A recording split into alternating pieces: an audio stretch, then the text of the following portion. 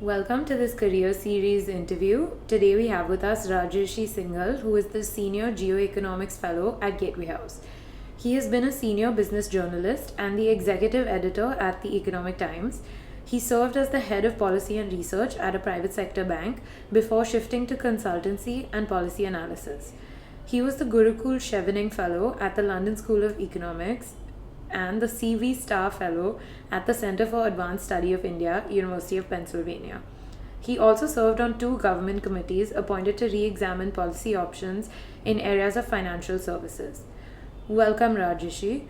Could you start by elaborating on your career as a journalist? For instance, what were some of the highlights of your time as the executive editor of the Economic Times? Thanks, Akshata, for having me here. So, I did my graduation in economics from Jadavpur University, and I was also fond of writing. And the only career that could combine these two skills was journalism. So, I joined business journalism in 1984 in a newspaper called Business Standard, which was a small little newspaper printed out of Calcutta, printed and published out of Calcutta only. And I had a great time there. I worked there for 7.5 years. A lot of learning. I worked both on the desk and in reporting. And I worked on a variety of sectors, which included petroleum, petrochemicals, textiles, coal, engineering, iron and steel, banking and finance.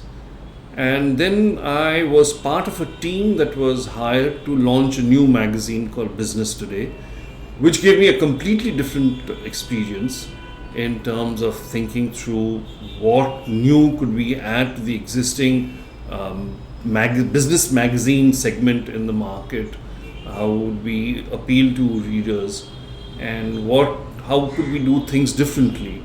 And that was also a great learning experience. In '94, I came back to newspapers. I was hired as first banking editor with the Economic Times in Mumbai, and I was there for 15 years. Eventually, I became the executive editor, and there was a lot of learning again because this was the time when reforms had just begun, and everybody was grappling around with what reforms meant for both the corporate sector and the financial sector, because the impact of the reforms were first felt on these two sectors. Because economic reforms, one of the first things that it did was do away with industrial licensing and bring in reforms in the financial sector. So there were lots of changes, and I was fortunate to have a ringside view to those changes and in covering some of those changes. One of the things that I remember from my time in the Economic Times was our pursuit of trends that were not so visible, that were emerging in a new Indian economy, new business concepts, and we were able to get on top of some of those trends.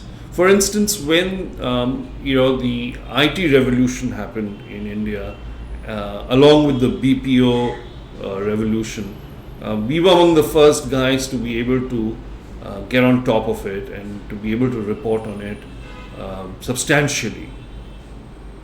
Also, as part of a leading business newspaper, we were able to reach out to many more people. We gave business writing a very different language. We made it accessible to a lot of non-business professionals like doctors, teachers.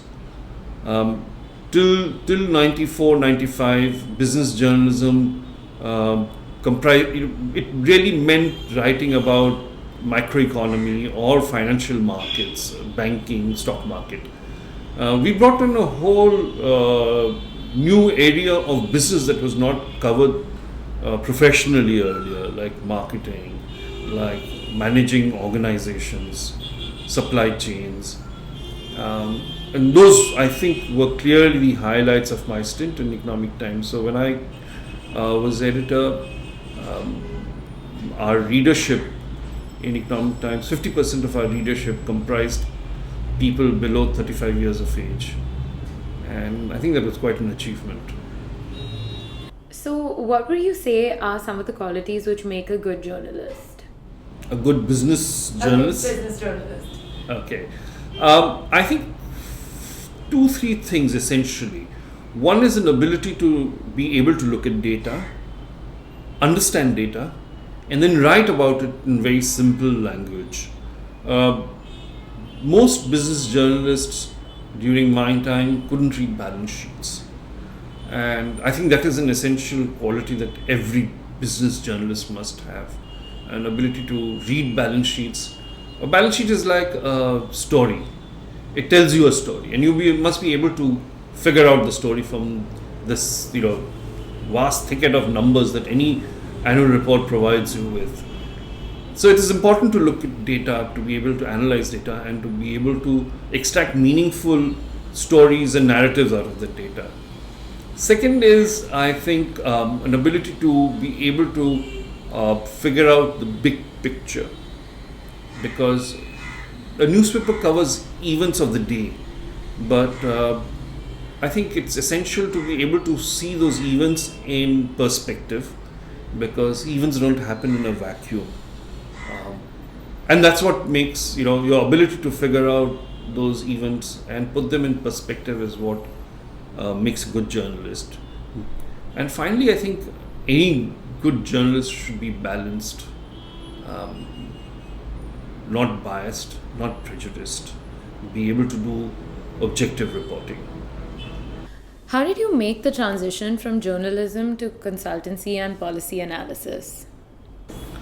Well, I first made a transition to banking, and I think, modern history is replete with examples of people who have moved from journalism to banking. So let me give you a couple of examples. The Prime Minister of Australia, Malcolm Turnbull, used to be a journalist before he switched to Goldman Sachs as an investment banker, and then eventually became a politician and the Prime Minister of Australia.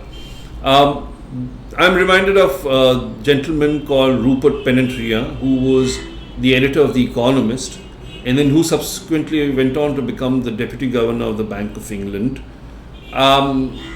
Martin Wolf, who's one of the senior editors in Financial Times in London, he started his career as a banker in World Bank and then quit World Bank and joined Financial Times. So the world of journalism, business stroke financial journalism, and banking are so closely linked, especially if you have a degree in economics or in finance. It allows you to understand what's happening in banking, and that makes the transition much easier. So I think it's quite common for many journalists to move from journalism to banking. In India, the past chairman of J&K Bank used to be a journalist, Mr. Hasib Drabu, who went on to become the finance minister of Jammu and Kashmir. He was the editor of Business Standard before he joined J&K Bank. So there are many examples. And finally, what advice would you give students looking to pursue a career similar to yours? Read as much as you can on history, on politics and economics. Look at what's happening around you. Be interested with current events. I know there is a lot that gets written, that gets televised, that is not palatable, but try and look beyond what's being broadcast or written, because a newspaper is like a buffet. You don't eat everything in a buffet, you pick and choose. Similarly, pick and choose. There's always something that's meaningful, that's substantive. Keep your ears to the ground. Try and understand the big picture. Try and connect the events, because as I said earlier, events don't happen in a vacuum. And you write.